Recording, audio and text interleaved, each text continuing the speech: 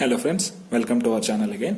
ఈరోజు మనం stress strain diagram గురించి డిస్కస్ చేద్దాం. So stress strain curve for tension.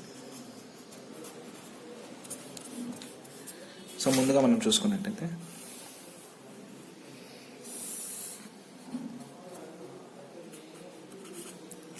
y axis లో మనం స్ట్రెస్ తీసుకుందాం, x యాక్సిస్ లో మనం స్ట్రెయిన్ తీసుకుందాం. సో ఫస్ట్ మనం హుక్స్ లా ఏం చెప్తుంది, with in the proportionality limit or with in the elastic limit stress is proportional to strain అన్నట్టు. అంటే మీనింగ్ ఏంటి, మనం ఒక ఆబ్జెక్ట్ తీసుకుని దీని మీద మీరు ఫోర్స్ ని అప్లై చేస్తూ ఉంటే, or we can say force apply అంటే స్ట్రెస్ అప్లై చేసినట్టే కదా. సో స్ట్రెస్ ని అప్లై చేస్తే ఏమవుతుంది, ఆబ్జెక్ట్ స్లోగా దాని లెంత్ ఇంక్రీజ్ అవుతుంది బికాస్ ఇట్స్ టెన్షన్. సో స్లోగా లెంత్ ఇంక్రీజ్ అయ్యి ఎక్కడ దాకా, up to A particular point దాకా ఏమవుతుంది, ఈ పాయింట్ ని అనుకుంటే అప్ టు పర్టికులర్ పాయింట్ దాకా ఏంటి, స్ట్రెస్ కి స్ట్రెయిన్ కి straight line relationship or we can say linear relationship. అందుకే point A is called proportionality limit అన్నట్టు.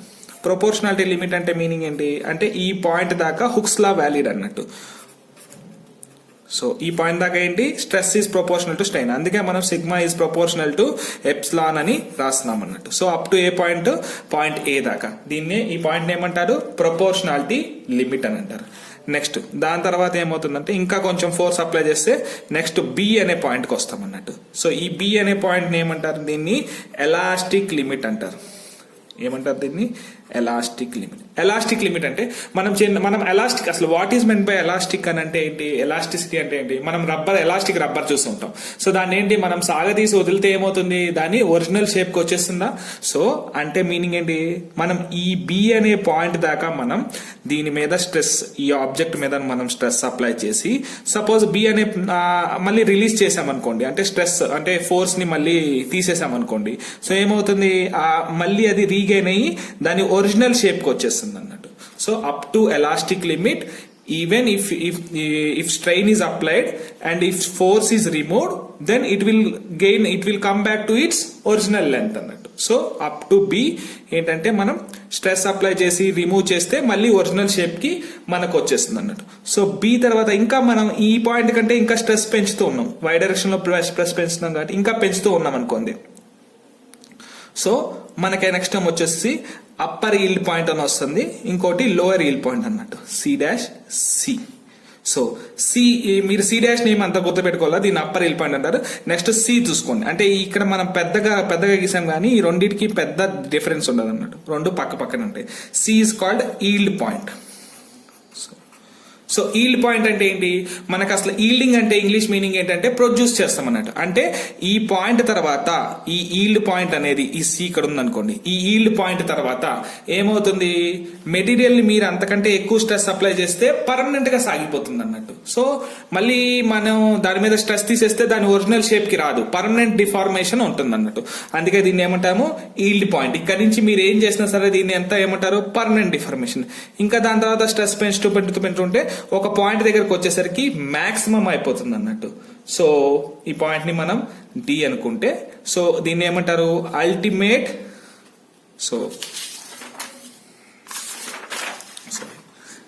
సో డి అనే పాయింట్ ని ఏమంటాం మనం, అల్టిమేట్ పాయింట్.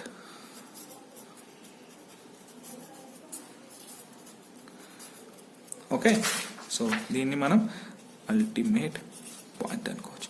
అల్టిమేట్ పాయింట్ అంటే మీనింగ్ ఏంటి, ఇక్కడ ఈ స్ట్రెస్ మాక్సిమం స్ట్రెస్ అన్నట్టు. సో ఈ స్ట్రెస్ వచ్చేసి దీని కరస్పాండింగ్ స్ట్రెస్ వచ్చేసి మాక్సిమం అన్నట్టు, ఇంతకన్నా మాక్సిమం మనకి ఉండదు అన్నట్టు. ఇంకా మనం దాని మీద మనం అప్లై చేస్తుంటే ఏమవుతుంది, ఇంకా యాక్చువల్లీ స్ట్రెస్ తగ్గుతుంది. స్ట్రెస్ తగ్గేసి ఎఫ్ అనే పాయింట్ కి వస్తుంది. సో ఎఫ్ అని పెడుతున్నా, యాక్చువల్లీ ఈ అని పెట్టినా ఓకే. ఎఫ్ అనేది ఏమంటే ఫ్రాక్చర్ పాయింట్. ఫ్రాక్చర్ పాయింట్ అంటే ఏంటి, అక్కడ ఇంకా మెటీరియల్ ఏమవుతుంది, కంప్లీట్ గా ఫ్రాక్చర్ అయిపోతుంది అన్నట్టు. సో ఈ రీజన్ ని ఏమంటారంటే నెకింగ్ రీజన్ అంటారు. నెకింగ్ రీజన్ ఎందుకని అని అంటారంటే, సో మీరు ఆబ్జెక్ట్ ని కంటిన్యూస్ గా స్ట్రెస్ చేస్తున్నప్పుడు ఏమవుతుంది, దాని విత్ తగ్గిపోతుంది అన్నట్టు. తగ్గిపోవడం వల్ల ఏమవుతుంది, మీకు నెక్కింగ్ అన్నట్టు. సో సన్నగా అయిపోతుంది అన్నట్టు. సో సన్నగా అయిపోయి ఈ ఆబ్జెక్ట్ బ్రేక్ అయిపోతుంది. సో దీన్ని ఏమంటారంటే ఎఫ్ ని breaking point or we can say fracture point అని కూడా మనం అనొచ్చు. ఓకే, సో ఒకసారి మళ్ళీ రిపీట్ చేసుకున్నట్టయితే up to A proportionality limit. Proportionality limit అంటే ఏంటి? With in this region stress is directly proportional to strain. Next వచ్చేసి బి అనే పాయింట్. బి అనే పాయింట్ ఏంటి? Elastic limit. ఎలాస్టిక్ లిమిట్ అంటే ఏంటి?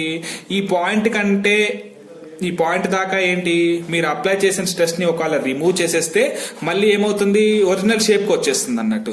నెక్స్ట్ దీని తర్వాత వచ్చే పాయింట్ ని సి, ఈల్డ్ పాయింట్ అన్నట్టు. ఈల్డ్ పాయింట్ తర్వాత ఏంటి, దీని తర్వాత మీరు అప్లై చేసే స్ట్రెస్ ఇంకా పర్మనెంట్ గా ఉండిపోతుంది అన్నట్టు. సో మీరు ఈవెన్ దో మనం స్ట్రెస్ రిమూవ్ చేసినా సరే ఆ మెటీరియల్ డిఫార్మేషన్ అనేది అలాగే ఉండిపోతుంది అన్నట్టు. ఇంకా నెక్స్ట్ వచ్చేసే point ultimate. Ultimate tensile stress అనుకోవచ్చు or ultimate point. Ultimate point అంటే it is the maximum stress a material can, material లో మాక్సిమం స్ట్రెస్ ఆ మెటీరియల్ కెన్ విత్ స్టాండ్ అని కూడా అనుకోవచ్చు అన్నట్టు. ఆ తర్వాత నెక్స్ట్ ఇంకా మనం అప్లై చేస్తూ ఉంటే పర్మనెంట్ గా మీరు స్ట్రెస్ అప్పుడు ఇంకా ఎక్కువ పెంచక్కర్లా, సో ఇంకా తగ్గించవచ్చు. తక్కువ స్ట్రెస్ కి ఏమవుతుంది, ఇది ఫెయిల్ అయిపోతుంది, ఆ మెటీరియల్ కంప్లీట్ గా బ్రేక్ అయిపోతుంది. సో దాన్ని ఏమంటారంటే ఫ్రాక్చర్ పాయింట్ అని అంటారు. ఓకే, సో ఇది. సో ఇప్పుడు మనం వీటి మీద కొన్ని టర్మ్స్ చాలా సార్లు అడుగుతూ ఉంటాడు, అవేంటి ఒకసారి చూద్దాం. డక్టిలిటీ. డక్టిలిటీ అంటే ఏంటి? The property of A material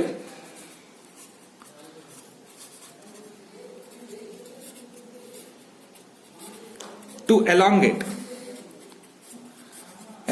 so ductile materials అంటే ఏంటంటే ఎక్కువ ఎలాంగేషన్ ఉంటాయి అన్నట్టు. అంటే మీరు ఈల్డ్ పాయింట్ నుంచి తీసుకుంటే ఫ్రాక్చర్ పాయింట్ వరకు స్ట్రెయిన్ ఎంత ఎలాంగేట్ అయిందంటే ఇంత స్ట్రెయిన్ అనుకోవచ్చు కదా. సో ఇంత, సో మాక్సిమం ఉంటది అన్నట్టు. సో అంటే ఎక్కువ ఏ మెటీరియల్స్ అయితే ఎక్కువ ఎలాంగేట్ అవుతాయో ఆ మెటీరియల్స్ ని ఏమంటాం, డక్టైల్ అని అంటాం. ఫర్ ఎగ్జాంపుల్ మనం రియల్ లైఫ్ లో మనకు తెలిసిన ఎగ్జాంపుల్ ఏంటంటే స్టీల్ బాగానే సాగుతుందా?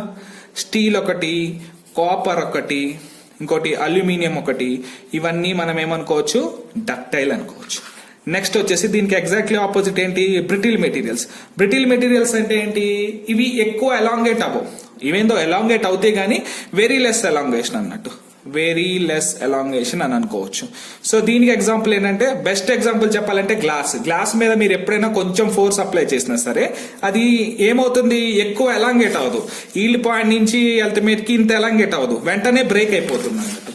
So glass is a perfect example. ఇంకా చెప్పాలంటే కాంక్రీట్ మీద కూడా అంటే మీరు ఫోర్స్ అప్లై చేస్తే ఏమవుతుంది, కాంక్రీట్ బ్రేక్ అయిపోతుంది కానీ ఎలాంగేట్ ఎక్కువ అవదు. అలాగే మనకి బాగా ఇంపార్టెంట్ క్యాస్ట్ ఐరన్ అన్నట్టు, మెకానికల్ వాళ్ళకి బాగా చాలా సార్లు వస్తుంది cast iron. Cast iron is also very brittle.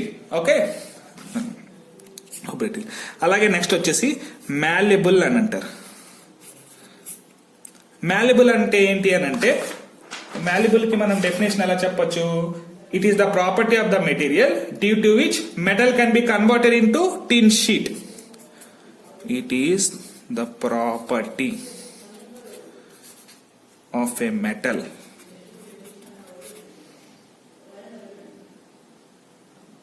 which can be converted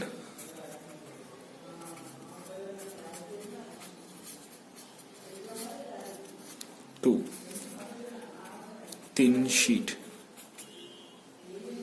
okay, అంటే ఏంటి అని అంటే, ఫర్ ఎగ్జాంపుల్ చెప్పాలంటే వితౌట్ బ్రేకింగ్, సపోజ్ చెప్పండి ఇట్లా మనకు ఒక మెటల్ ఉంది అనుకుందాం, దీని మీద మీరు ఇటు అప్లై చేస్తాం వల్ల ఏమవుతుంది, ఈ మెటల్ ఎలా ఎలాంగేట్ అవుతుంది, ఇలా ఎలాంగేట్ అవుతుంది.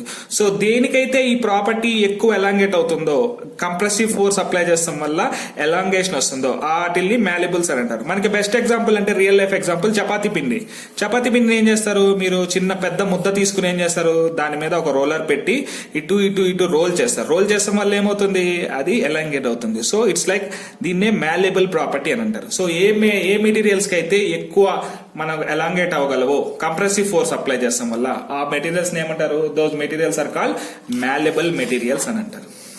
ఓకే, నెక్స్ట్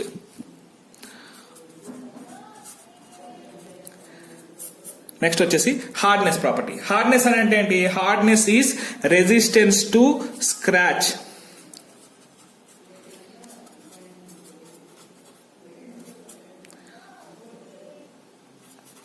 ఆర్ అబ్రేషన్ అని అనుకోవచ్చు. రెసిస్టెన్స్ టు స్క్రాచ్ ఏంటంటే హార్డ్ మెటీరియల్ ఏమవుతుంది, హార్డ్ మెటీరియల్ మీరు స్క్రాచ్ చేస్తే స్క్రాచెస్ పడవు అన్నట్టు. సాఫ్ట్ మెటీరియల్ తీసుకుంటే మనం స్క్రాచ్ చేస్తే స్క్రాచెస్ పడతాయి. ఫర్ ఎగ్జాంపుల్ మీరు ఎప్పుడైనా ఐస్ క్రీమ్ కోన్ తీసేటప్పుడు చూసారా, సో ఏంటి ఐస్ క్రీమ్ ఇలా ఉంటే వాడు కోన్ తో మీరు ఇలా స్క్రాచ్ చేసి ఏమవుతుంది, ఒక రౌండ్ వచ్చేస్తుంది అన్నట్టు, సో స్కూప్ వస్తుంది అన్నట్టు. సో అది పర్ఫెక్ట్లీ ఏంటంటే హార్డ్ మెటీరియల్ కాదన్నట్టు. సో ఎగ్జాంపుల్ చెప్పాలంటే హార్డ్ మెటీరియల్ ఐరన్ వీటి మీద చూసుకుంటే మీరు స్క్రాచ్ చేద్దామని ట్రై చేస్తే మీరు స్క్రాచ్ అవ్వదు అన్నట్టు. సో ఇది హార్డ్నెస్ అంటే ఏంటంటే resistance to scratch or abrasion అన్నట్టు. హార్డ్నెస్ ని మనకి మెజర్ చేస్తాకి బ్రినెల్స్ హార్డ్నెస్ టెస్ట్ అని,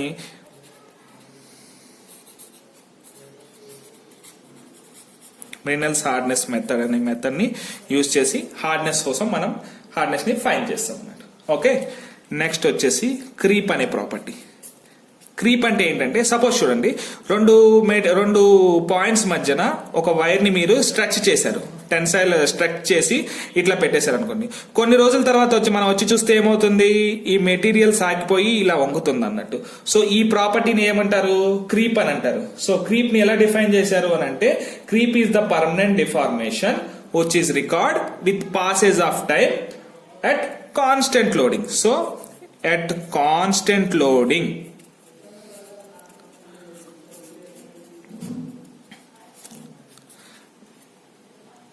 the deformation produced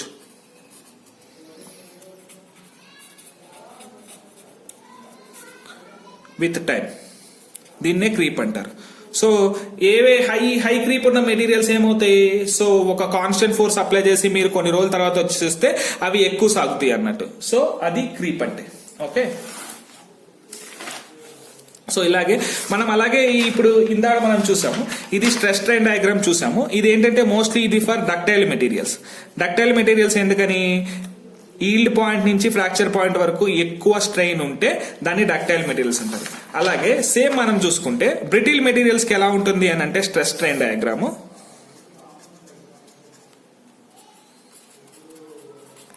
so starting same ఇక్కడ నుంచి స్టార్ట్ అవుతుంది, అప్ టు ప్రపోర్షనాలిటీ లిమిట్ వస్తుంది, నెక్స్ట్ ఎలాస్టిక్ లిమిట్ వస్తుంది, నెక్స్ట్ ఈల్డ్ పాయింట్ వస్తుంది. కానీ అక్కడి నుంచి ఫ్రాక్చర్ అవుతాకి ఎక్కువ లెంత్ రాదు అన్నట్టు, డైరెక్ట్ గా మనకి ఫ్రాక్చర్ పాయింట్ వస్తుంది. So for brittle materials, so yield point అనేది ఈల్డ్ పాయింట్ సి అని అనుకుంటే, సి నుంచి ఫ్రాక్చర్ కి మనకి ఎక్కువ స్ట్రెయిన్ ఉండదు అన్నట్టు. మనకి సి దగ్గర స్ట్రెయిన్ ఏమో ఇంత అనుకుంటే ఎఫ్ దగ్గర స్ట్రెయిన్ ఎంత ఉంటుంది, ఇంత ఉంటుంది అన్నట్టు. ఓకే, బెస్ట్ ఎగ్జాంపుల్ చెప్పాలని అంటే మైల్ స్టీల్ కి తీసుకుంటే మనం, for mild steel yield point కి between yield point and fracture point strain వచ్చేసి 25%. సో ఇది చాలా ఎక్కువ. అంటే మీనింగ్ ఏంటి అని అంటే, స్ట్రెయిన్ వచ్చేసి 25% ఫ్రాక్చర్ పాయింట్ కి ఈల్డ్ పాయింట్ కి అని అంటే మీనింగ్, సో 100 meters మీరు మైల్ స్టీల్ తీసుకుని దాన్ని బ్రేక్ అయ్యేదాకా సాగతీస్తే, బ్రేక్ అయ్యే పాయింట్ కి దాని లెంత్ ఎంత ఉంటుంది, 125 meters ఉంటుంది అన్నట్టు. అంటే చూడండి 25 meters మనకి పెరుగుతుంది అన్నట్టు. సో మైల్ స్టీల్ అనేది మనకేంటి, ductile material. Okay, one of the ductile material. Okay, fine. Next వచ్చేసి మనకి, ఓకే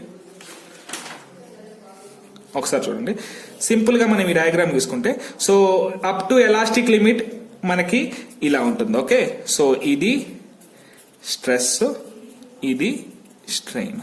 ఓకే, సో ఇప్పుడు ఏంటి, రెసిలియన్స్ అని అంటారు.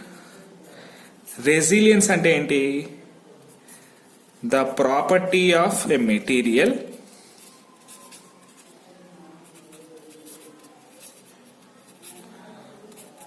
To absorb energy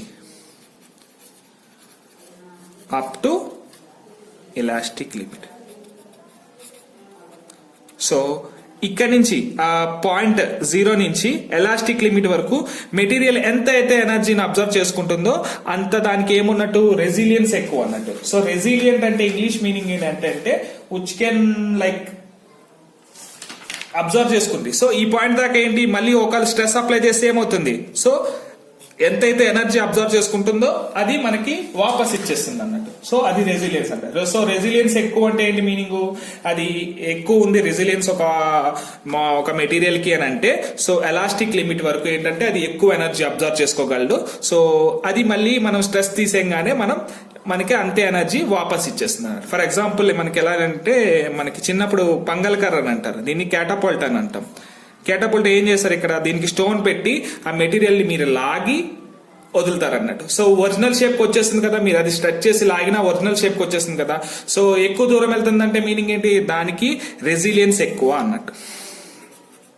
next term వచ్చేసి మాడ్యులస్ ఆఫ్ రెసిలియన్స్. ఓకే, ఒక్క నిమిషం.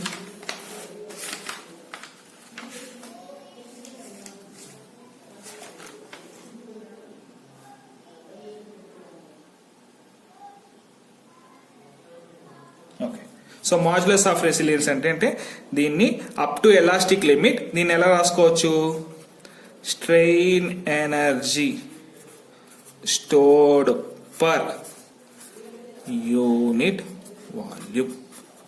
సో మాడ్యులస్ ఆఫ్ రెసిలియన్స్ అంటే ఏంటి, సో రెసిలియన్స్ అంటే మనం చూసాం. మాడ్యులస్ ఆఫ్ రెసిలియన్స్ అంటే ఏంటి, strain energy stored per unit volume, అంటే ఒక మీటర్ క్యూబ్ వాల్యూమ్ లో ఎంత ఎనర్జీ స్టోర్ చేసుకుంటుంది అప్ టు ఎక్కడ దాకా, ఎలాస్టిక్ లిమిట్ దాకా, దాన్నే మాడ్యులస్ ఆఫ్ రెసిలియన్స్ అని అంటారు. కాకపోతే ఇప్పుడు మీరు అడగొచ్చు, స్ట్రెయిన్ ఎనర్జీ అంటే ఏంటి సార్, మనం స్ట్రెయిన్ ఎనర్జీ గురించి చూడలేదు కదా అని అంటే, ఒకసారి మనం స్ట్రెయిన్ ఎనర్జీ డెఫినేషన్ కూడా చూద్దాం.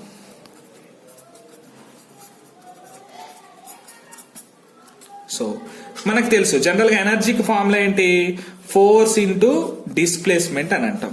సో ఇక్కడ కూడా ఏమవుతుంది అని అంటే, strain energy equal to, so ఇక్కడ చూడండి మనం ఎఫ్ అనే ఫోర్స్ అప్లై చేస్తున్నాం, ఇది సడన్ గా అప్లై చేయట్లేదు. స్టార్టింగ్ ఎంత ఉంది, ఇనిషియల్ గా 0 ఉంది, గ్రాడ్యువల్ గా టీ టైం కి మనం ఎంత ఫోర్స్ వచ్చింది, ఎఫ్ వచ్చింది. సో యావరేజ్ గా ఎంత ఫోర్స్ అప్లై చేసినట్టు, 0 + f/2 ఇంటూ, సో టోటల్ గా ఆఫ్టర్ సమ్ టైం ఏమైంది, ఎఫ్ అని అప్లై చేస్తాం వల్ల ఇదివరకు ఇనిషియల్ లెంత్ ఎల్ ఉంటే ఇప్పుడు L + dl అయింది అనుకుంటాం. సో ఎంత ఎలాంగేట్ అయింది, dl అనేది ఎలాంగేట్ అయింది. సో dl, సో ఎంత, f/2 ఇంటూ dl. సో దీన్నే ఏమంటారు, స్ట్రెయిన్ ఎనర్జీ అని అంటారు. ఒకసారి మనం దీన్ని కానీ మనకి ఫోర్స్లు ఎలాంగేషన్ లో కాదు కదా, మనకి స్ట్రెస్ స్ట్రెయిన్స్ లో చెప్పాలి కాబట్టి, సో స్ట్రెస్ స్ట్రెయిన్స్ లలో చెప్తాం, ఫోర్స్ ఉంది కాబట్టి దీన్ని డివైడెడ్ బై ఏరియాతో చేస్తే మనకి స్ట్రెస్ వస్తుంది కాబట్టి multiply and divided by area. So into area multiply by area చేసుకుంటే ఇక్కడ చూస్తే f/a అంటే ఏంటి, సిగ్మా. సో సిగ్మా/2 into area into dl. Okay, so మనకి స్ట్రెయిన్ రిలేషన్షిప్ లో చెప్పాలంటే, స్ట్రెయిన్ అంటే ఏంటి, change in length by initial length కాబట్టి divided by L into L తో చేయండి. సో ఇప్పుడు ఏమవుతుంది చూడండి, ½ ఇంటూ సిగ్మా ఇంటూ dl/L అంటే ఎంత, స్ట్రెయిన్ కాబట్టి strain into area into length అంటే, ఏరియా ఇంటూ లెంత్ అంటే ఏమవుతుంది, మనకి ఈ వాల్యూమ్ వస్తుంది కదా, ఏరియా ఇంటూ లెంత్ వేసుకుంటే so volume. So ½ into sigma into strain ఎలా రాసుకోవచ్చు, స్ట్రెస్ బై E అని రాసుకోవచ్చా, ఇంటూ వాల్యూమ్. ఓకే, సో ఇక్కడి నుంచి చూసుకుంటే, so sigma square by 2E into volume. Okay, so strain ఎనర్జీకి ఫార్ములా ఏంటి, sigma square by 2E into volume. Okay, so ఇప్పుడు ఒకసారి చూద్దాం మనం.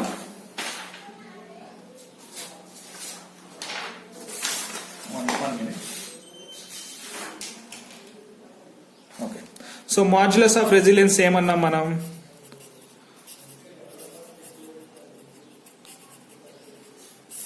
స్ట్రెయిన్, మాడ్యులస్ ఆఫ్ రెసిలియన్స్ కి డెఫినేషన్ ఎలా చెప్పాం, strain energy stored per unit volume. So ఈ వాల్యూమ్ ని ఇటు తీసుకొచ్చేస్తే energy by volume equal to ఏమొస్తుంది, sigma square by 2E.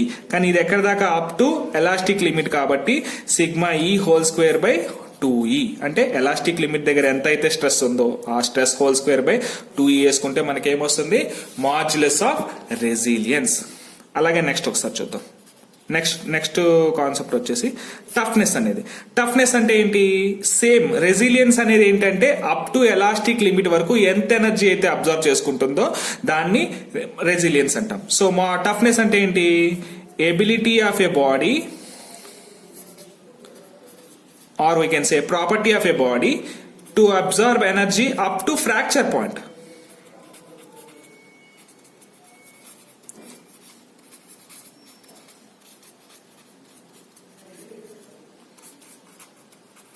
So fracture వరకు ఎంతైతే ఎనర్జీ అబ్జర్వ్ చేసుకుంటుందో, అంటే ఫర్ ఎగ్జాంపుల్ చూడండి, ఇది ప్రొపోర్షనాలిటీ లిమిట్ ఈల్డ్ పాయింట్ అనుకుంటే ఇక్కడ నుంచి అల్టిమేట్ పాయింట్ వస్తుంది, దాని తర్వాత ఫ్రాక్చర్ పాయింట్ ఇక్కడ ఎలా వస్తుంది. సపోజ్ ఇది కర్వ్ అనుకుందాం మనం. ఈ కర్వ్ అనుకుంటే సో ఎఫ్ అనే పాయింట్ దాకా ఎంత ఎనర్జీ అబ్జర్వ్ చేసుకుంటుందో సో దాన్నే టఫ్నెస్ అంటారు. సో ఒక మెటీరియల్ బాగా టఫ్ అంటే మీనింగ్ ఏంటి, అది ఫ్రాక్చర్ అయ్యే లోపు ఎంత ఎక్కువ ఎనర్జీని అబ్జర్వ్ చేసుకోగలిగితే దాన్ని the material is called tough అంటారు. ఓకే, సో అలాగే modulus of toughness, some resilience కి మాడ్యులస్ ఆఫ్ రెసిలియన్స్ ఎలాగో టఫ్నెస్ కి ఏంటి మాడ్యులస్ ఆఫ్ టఫ్నెస్ అంటే ఏంటి, so strain energy absorbed per unit volume up to fracture point. Just తేడా అదొకటి. ఓకే, సో ఇది దీన్ని మాడ్యులస్ ఆఫ్ టఫ్నెస్ అని అంటారు. ఓకే, సో ఇవాళకి ఇక్కడ దాకా ఈ వీడియోని ఆపుదాం. రేపటి నుంచి ఈ టాపిక్ నుంచి కంటిన్యూషన్ స్టార్ట్ చేద్దాం. Thank you friends. Okay, bye.